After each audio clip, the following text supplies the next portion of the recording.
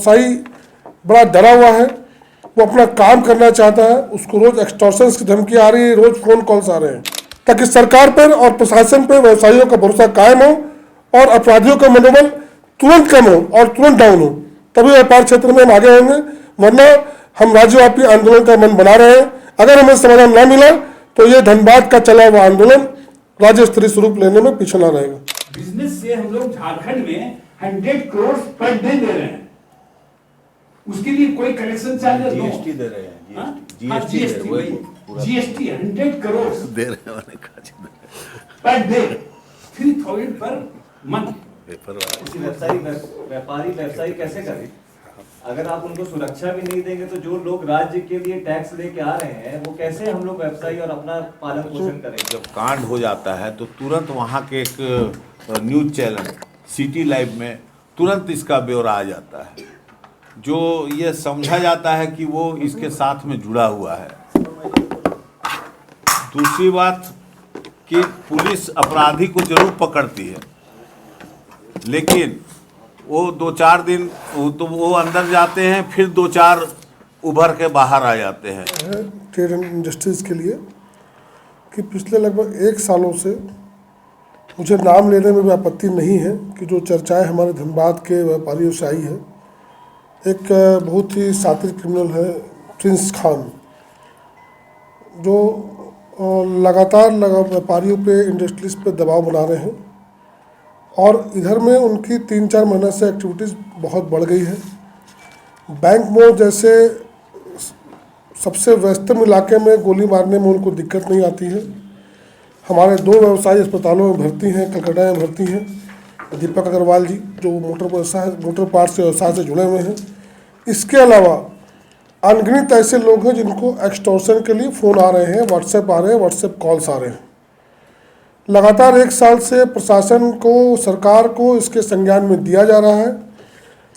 कार्रवाई के नाम पे कुछ कार्रवाई होती है, लेकिन वो कहीं भी असरदार नहीं है और त्रस्त होकर व्यापारियों ने वहाँ अनिश्चितकालीन बंद आज से शुरू किया है। ये बड़ा ही खेद का विषय है और ये बहुत ही चिंतनीय है कि व्यापारी सबसे संतुलित और सबसे सभ्य समाज है और बर्दाश्त करने में सबसे आगे है।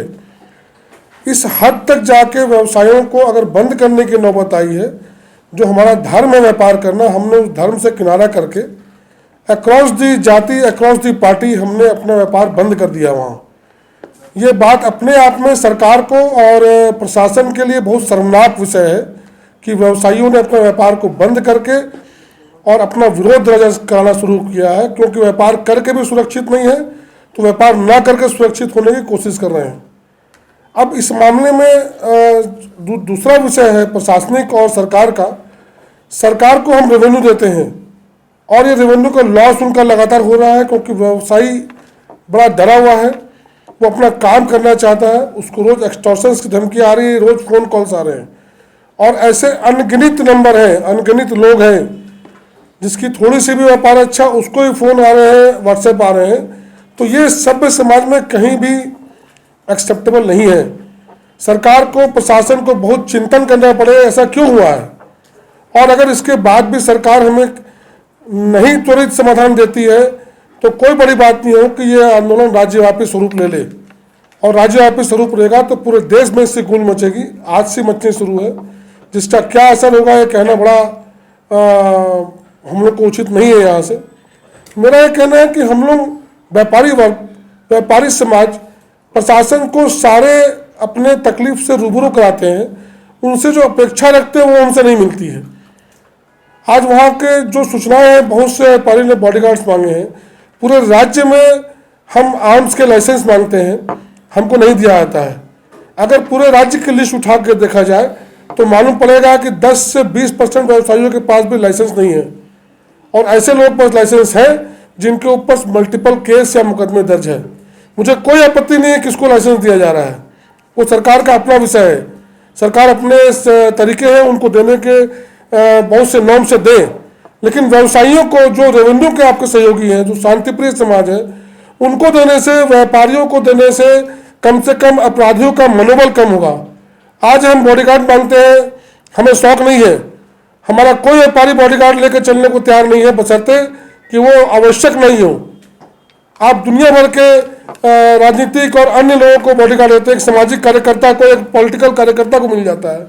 व्यापारी जो रेवेन्यू में सहयोगी है, आपके हर चीज़ में सहयोगी है। ये इनकी मुझे कहने में कोई हिचक नहीं है। हर राजनीतिक दल हमारे सहयोग से हमारी तरफ देखता है जब भी उसको दरकार पड़ती है, और कम बेसी व्यापारी अपने सामर्थ्य से सबके साथ खड़ा होने की कोशिश करता है। फिर भी हमारे व्यवसायियों को बॉडीगार्ड क्यों नहीं, हमारे व्यवसायियों को लाइसेंस क्यों नहीं? अगर सरकार हमारे व्यवसायियों को लाइसेंस दे, बॉडीगार्ड दे, तो इसका भी बहुत मनोबल हमारा बढ़ेगा और अवांछित तत्वों का, असामाजिक तत्वों का, असामाजिक तत्वों का मनोबल कम होगा। सरकार इस बात को समझने को तैयार क्यों नहीं है, मुझे आज तक समझ में नहीं आया। इस विषय पे ज़्यादा बोलना उचित नहीं है, लेकिन एक बात जरूर सरकार को कहना चाहूँगा कि फेडरेशन हमेशा से सरकार के साथ सकारात्मक कार्यों के लिए खड़ा रहा है। इसके लिए सारे विषय जानते हैं हमारे अध्यक्ष से लेकर हमारे एक कार्यकर्ता। लेकिन जब हमारी बात आती है, हमारे व्यापारियों की बात आती है, तो हम अपेक्षा करते हैं कि सरकार और तंत्र हमारे साथ खड़ा हो, हमारे सुख दुख में भागी बने। हम सरकार डिमांड करते हैं कि एक स्पेशल टास्क फोर्स का गठन किया जाए। एसएसपी को बहुत से कार्य है, कोयलांचल है, वहाँ उनके छोटे मोटे बहुत कार्य होते हैं, बहुत सी समस्याएं पहले है, शायद वो कंसंट्रेट ना कर पा रहे हो। एक अलग टास्क फोर्स, एक डीआईजी लेवल का एक अलग अफसर नियुक्त हो इसके लिए, जो कि इस पूरी कार्यशैली को स्टडी करके एक अलग से कार्रवाई करे। एक अलग टास्क फोर्स हो, एक अलग उसके लिए अलग से फोर्स डिप्लॉयमेंट हो, चाहे वो एटीएस से हो, एसटीएफ से हो, किसी से हो, और उसका ताकि अपराधियों का मनोबल तुरंत कम होना चाहिए। और ये टास्क फोर्स अलग से जाएगी, एक अलग से बल जाएगा, उसको सिर्फ और सिर्फ उनका एक जिम्मेवारी होगी, तभी शायद इस समस्या से हमको त्वरित समाधान मिलेगा। दूसरा, जो जिस अपराधी का नाम आ रहा है उसके अगेंस्ट में रेड कॉर्नर नोटिस तक इशू है। विदेश से बात के ऑपरेट कर रहे हैं, जैसी सूचनाएं हैं, बाकी प्रशासन हमसे बेहतर जानता है। इतने बड़े अपराधी पर लगाम क्यों नहीं हो रहा है, और वो हमारे छोटे छोटे व्यवसायियों को क्यों तंग कर रहा है? ये बहुत सोचनीय और गहनता के विषय है। इमीडिएट एक टास्क फोर्स चाहिए, पूरे समुचित सुविधा, समुचित पुलिस बल के साथ त्वरित कार्रवाई होनी चाहिए, चाहे वो कोई सा मॉडल हो, ताकि सरकार पर और प्रशासन पर व्यवसायियों का भरोसा कायम हो और अपराधियों का मनोबल तुरंत कम हो और तुरंत डाउन हो। तभी व्यापार क्षेत्र में हम आगे होंगे, वरना हम राज्यव्यापी आंदोलन का मन बना रहे हैं। अगर हमें समाधान न मिला तो ये धनबाद का चला हुआ आंदोलन राज्य स्तरीय स्वरूप लेने में पीछे न रहेगा। बैठे या ये बंदी कोई एक दो घटना को लेके नहीं, क्योंकि आज का एक मैंने प्रेस देखा अपना न्यूज़पेपर, जिसमें लिखा हुआ था कि डीजीपी साहब ने बोला 4 अपराधियों को गिरफ्तार कर लिया गया इस मामले में। तो ये सिर्फ एक घटना को लेके ये बंदी नहीं हुआ है, मैं ये आप सबको क्लियर कर दूं। ये विगत 1 साल से, और मैं लिस्ट पढ़ रहा हूँ छोटा सा, 11 जुलाई को गोविंदपुर स्थित बिहारीलाल चौधरी परिसर पर की गई थी फायरिंग, 8 अगस्त को बुली के साइबर कैफे में फायरिंग, 12 अगस्त को बैंक मोड़ स्थित सलूजा मोटर्स में फायरिंग, 29 अगस्त को पुराना बाजार पानी टंकी के निकट घराना ज्वेलर्स में फायरिंग, 12 सितंबर गोविंदपुर स्थित खालसा होटल के बाहर बम विस्फोट, 4 अक्टूबर को जूही मोटर किया मोटर के शोरूम में फायरिंग, 28 अक्टूबर बैंक मोड़ स्थित कार सेंटर के मालिक दीपक अग्रवाल पर फायरिंग, के मालिक के घर 2 बार फायरिंग, नया बाजार स्थित ठाकुर मोटर्स के मालिक संजीव आनंद को किया घायल, गोविंदपुर पेट्रोल पंप में फायरिंग, 20 जुलाई को मछली व्यवसायी को धमकी। इसके अलावा अनेक ऐसी घटनाएं हैं जिसकी सूची आप चाहें तो मैं उपलब्ध करा सकता हूँ। तो ये कोई विशेष एक घटना को लेके ये बंदी नहीं बुलाया, ये विगत जो 7-8 महीनों से साल भर से चला आ रहा है धनबाद में, उस विषय पे व्यवसायी का गुस्सा फूटा है वहाँ पे, और कैसे व्यवसायी करे आप ही लोग बता दिया, सरकार बता दी कि व्यापारी व्यवसायी कैसे करे। अगर आप उनको सुरक्षा भी नहीं देंगे तो जो लोग राज्य के लिए टैक्स लेके आ रहे हैं वो कैसे हम लोग व्यवसायी और अपना पालन पोषण करेंगे, पहला पॉइंट। दूसरा, हमारे राम मांगड़ जी ने कहा कि स्पेशल टास्क फोर्स का गठन होना चाहिए। इसके साथ मैं एक एड ऑन कर लूंगा बात, यहाँ पे अभी हो क्या रहा है कि धनबाद थाना में कोई जाके कोई कंप्लेन भी कर रहा है तो वो बातें लीक हो जा रही हैं, 10 मिनट बाद उनके पास से कहीं से फोन आ जाता है कि तुम धनबाद थाना जा रहे हो। तो एक ऐसे अफसर को यहाँ पे दिया जाए और उनका कॉन्टैक्ट नंबर हमारे व्यवसायी के बीच दिया जाए, जो कि बातें को एक बड़े अफसर की दरकार है, ये छोटा स्तर से नहीं होने वाला है मामला। इस विषय में हम लोगों ने, अभी आपका सवाल आएगा उससे पहले मैं बता दूं, हम लोगों ने अध्यक्ष जी के साथ 18 जुलाई 2023 और 22 अगस्त 2023 डीजीपी महोदय से मुलाकात की। उन्होंने हम लोगों को बहुत आश्वासन दिया, लेकिन उनका आश्वासन सिर्फ आश्वासन ही दिख रहा है, धरातल पे कुछ भी नजर नहीं आ पा रहा है। तो मेरी मांग रहेगी डीजीपी महोदय से तत्काल प्रभाव से धनबाद में एक स्पेशल टास्क फोर्स बनाया जाए और करंट में वहाँ जो एसएसपी और एसपी है उनको भी जिम्मेदारी देनी होगी और उनको तत्काल प्रभाव से हटाना होगा। अगर वो सोच रहे कि वो जिम्मेदारी से बच सकते हो तो ऐसा नहीं है, ठीक है। होने के बावजूद आप सोचिए कि हम लोगों को ये स्टेप धनबाद के हमारे व्यवसायी को लेना पड़ रहा है, तो इसमें नुकसान तो सबसे ज्यादा हम लोग का ही है। उसके बाद भी हम लोग ये स्टेप ले रहे तो सोचिए कितने वहाँ के लोग दहशत में होंगे। बाकी आप सबका जो भी सवाल है अध्यक्ष जी जवाब देंगे, हम लोग जवाब देंगे। धन्यवाद। एक और विषय, चाहे वो 2 व्हीलर्स, 3 व्हीलर्स, 4 व्हीलर्स, 6 व्हीलर्स या हैवी अप्रूवर्स का एक एसोसिएशन है और बहुत स्ट्रॉन्ग एसोसिएशन। ये हमारी ये भी जो धनबाद में घटना हुई है, दूसरी ये पहली सनुजा मोटर में हुई थी।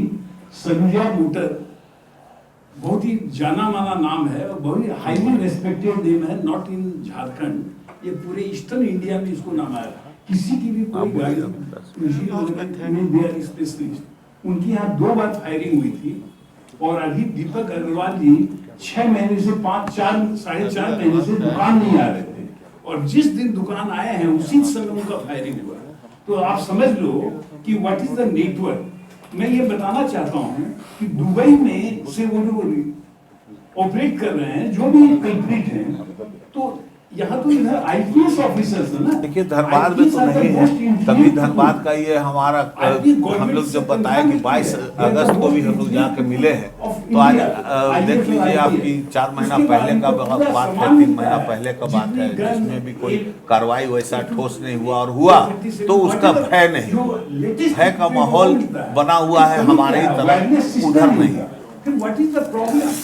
और इतना बड़ा नेटवर्क है कि आज त्रिवेंद्रम में हो या केरला में हो या नहीं, हम लोग को कोई का टेन्योर लंबा और छोटा से मतलब नहीं है। अगर वो नहीं सक्षम है तो हमको लगता है कि उनको खुद छोड़ देना चाहिए। क्या इतना बड़ा धनबाद में, इतना बड़ा धनबाद जहाँ लाखों की संख्या जनसंख्या है और जहाँ हमारा राज्य का वो नगीना धनबाद है जिसके दम पर करोड़ों रुपया हम जीएसटी देते हैं, उस वहाँ व्यापार बंद है। आज करवा चौथ के दिन व्यापार बंद है। आप सोच सकते हैं आज के दिन तो अगर किसी भाई को तकलीफ भी होता है ना तो अपना भाई को भतीजा को भी खड़ा करके दुकान खुलवाता है कि नहीं आज खोलना होगा, आज हमारा व्यापार का दिन, और आज के दिन दुकान बंद है। तो ये बहुत ही बड़ा भीषण संकट वहां पर आया हुआ है जिसको हम लोग सब कुछ देख रहे हैं। और ये इस अवसर पर इसीलिए मैं आप सबों के माध्यम से ये संज्ञान मुख्यमंत्री जी ले और इस पर त्वरित कार्रवाई करें ताकि लोगों का विश्वास बढ़े। 14 घंटा काम करके वो काम करते हैं, रेवेन्यू लाते हैं। देखिए ऐसा नहीं है कि हम सारे को कहेंगे कि अगर आपको लगता है जो लोग अप्लाई करते हैं तो उसको थोड़ा साफ सौहार्दपूर्ण वातावरण देखते हुए उनको जरूर, जिनको जरूरत है उनको जरूर आप जो उस पर प्रतिबंध लगा कर ठीक है, आपका प्रतिबंध भी वाजिब है, लेकिन आप उसके बैकग्राउंड को चेक करें, वो कितना इनकम टैक्स देता है, कितना सेल टैक्स देता है, कितना जीएसटी देता है, इसको भी एक मापदंड में डालिए कि आप वो क्या करता है। आप उसके हिसाब से उसको दीजिए, राहत दीजिए, उसको सुरक्षा दीजिए, उसको आत्मविश्वास बढ़ेगा। गोली चलाना नहीं चलाना तो अगली अलग बात है, लेकिन जो आत्मबल का जो संचार होगा वो उसी से होगा। क्योंकि गवर्नमेंट का कोई खर्चा नहीं है और ये लोग रेवेन्यू लाकर दे रहे हैं, एम्प्लॉयमेंट दे रहे हैं। ऐसे लोग आज बिजनेस नहीं करें और अपना अपना नौकरी खोजें तो बताइए क्या स्थिति बनेगी? Tell me. एक आज साधारण सा प्यून होता है, उसको 30,000 रुपया महीना मिलता है ना। तो व्हाट आई मीन टू से कि गवर्नमेंट जो है, झारखंड सरकार समझे, उसको महसूस करे और जो व्यवसायी हैं, एंटरप्रेन्योर्स हैं, उनकी सुरक्षा की गारंटी दे। अदरवाइज मोटर डीलर्स एसोसिएशन की ओर से हम आने वाले समय में ऑल इंडिया लेवल में इस आंदोलन को ले जाएंगे। मामला तो बहुत ही संगीन है। हमारे पूर्व वक्ताओं ने प्रकाश डाला है। मेरा ये मानना है कि सरकार को एक हाई लेवल, जिस तरह उग्रवादी प्रभावित एरिया में हम लोग वहाँ के लिए स्पेशल टास्क फोर्स का हम लोग जो संरचना करते हैं, उसी तरह से यहाँ पर जो रंगदारी वसूलने के हिसाब से वहाँ पर एक स्पेशल टास्क फोर्स का एक संरचना हो जिसमें एटीएस भी सम्मिलित हो और उनके जो अधिकारी हैं उनको वो जवाबदेही रहे, उनकी जिम्मेदारी रहे कि वहाँ कुछ भी घटनाएं अगर होती हैं तय समय में अगर उसका हम लोग उद्बोधन नहीं कर पाते हैं तो वो जिम्मेदारी उनको प्रदान की जाए। दूसरा हमारा मानना है कि एक व्हाट्सएप नंबर सरकार को जारी करना चाहिए जिससे उस प्रदेश के जितने भी लोग हैं बिना अपना नाम डिस्क्लोज किए कुछ भी उनको गतिविधियां अगर पता लगती हैं इस तरह की संदिग्ध अपराधियों की तो वो सरकार के पास उसका आए। तीसरी बात है कि जो वहां पर जो इस मैटर से रिलेटेड है अवैध कोयला खनन, उसके ऊपर भी सरकार को काम करना होगा, इसलिए कि उसकी जो फंडिंग है उसी फंडिंग से इस तरह की जो रंगदारी है उस चीज को बढ़ावा मिल पा रहा है। बाकी हमारे पूर्व वक्ताओं ने सभी बिंदुओं पे अपना प्रकाश डाला है। धन्यवाद। आज ओके कर दीजिए। पूरा धनबाद भयभीत है इस मामले में कि जब भी कोई आदमी अगर कहीं पे भी खड़ा हो उसके पास फोन आ जाता है कि तुमको इतना रुपया पहुंचाना है, नहीं पहुंचाओगे तो तुमको शूट आउट हो जाएगा।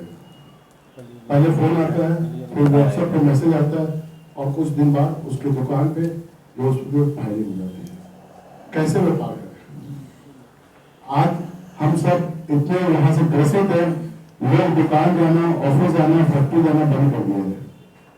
आज इतनी वो दहशत में है, वो सारे दहशत को देखते हुए जिला चंबल ने एक कदम उठाया, संपूर्ण बिजनेस क्लोज कर।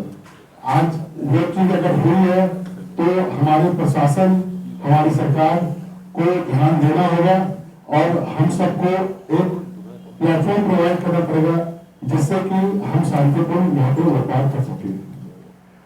आज ये एक्सटॉर्शन सिर्फ बड़े लोगों के साथ नहीं हो रहा है, छोटे से छोटे व्यापारी को भी एक्सटॉर्शन किया जा रहा है और उनको परेशान किया जा रहा है। मैं प्रशासन और सरकार से अपनी बातों के द्वारा ये मांग करता हूँ कि जल्द से जल्द कुछ कार्रवाई करें ताकि हम सब वहाँ पे आराम से बिजनेस कर सकें। धन्यवाद। चल के आए हैं और आपको इसका पूरा ज्ञान है कि कैसे क्या होता है। हमने भी इस बात पर संज्ञान लिया और मालूम किया कि आखिर ये कांड होता कैसे है। इस पर वहाँ के ही लोगों ने बताया कि ये जब धमकी आती है और जब कांड हो जाता है तो तुरंत वहाँ के एक न्यूज़ चैनल सिटी लाइव में तुरंत इसका ब्यौरा आ जाता है, जो ये समझा जाता है कि वो इसके साथ में जुड़ा हुआ है।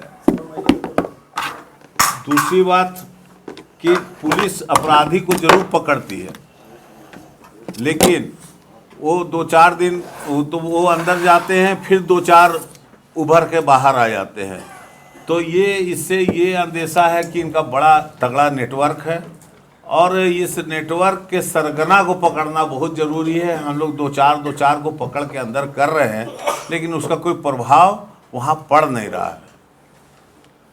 हम लोगों ने 22 अगस्त को डीजीपी साहब से मुलाकात करके और हमारे धनबाद के 4-5 हमारे व्यापारी और उद्यमी लोग भी आए थे, जिनको साथ ले जा करके हम लोगों ने बातें की थी और डीजीपी साहब ने आश्वासन भी दिया था और वो काम भी हो रहा था, लेकिन उसका कोई बहुत असर होता नहीं दिख रहा है। मित्रों, आज एक बात समझने की है कि आज करवा चौथ है। करवा चौथ हम 1 साल इंतज़ार करते हैं अपने व्यवसाय के लिए। आज वहाँ का सोना चांदी कपड़ा का और जो व्यवसाय होता है उस व्यवसाय का एक दिन महत्वपूर्ण होता है और आज वैसे दिन में वहाँ धनबाद बंद है। ये अपने आप में एक चिंतनीय विषय है। क्यों कोई आदमी अपना व्यापार बंद करेगा जिसका 1 साल इंतज़ार करते हैं? वैसे दिन में आज हमारा व्यापार बंद है तो लोग अपने घर में छुप कर रह रहे हैं। अपने इतने दहशत का माहौल है कि उनको कहीं पर भी ये लगता है कि कब क्या हो जाएगा, कब किसके साथ क्या हो जाएगा। तो इस ऐसी स्थिति में व्यापार तो बढ़ेगा नहीं, पलायन जरूर होगा। आज जो एक दिन का धनबाद का आज का बंद 500 करोड़ रुपया का नुकसान है वहाँ के व्यापार में। वहाँ के लोगों में इसकी दहशत इतनी फैली हुई है कि आम आदमी, जो व्यापारी अपना व्यापार से फुर्सत नहीं है, वो आदमी आज रोड पर उतर करके अपनी सुरक्षा मांग रहा है।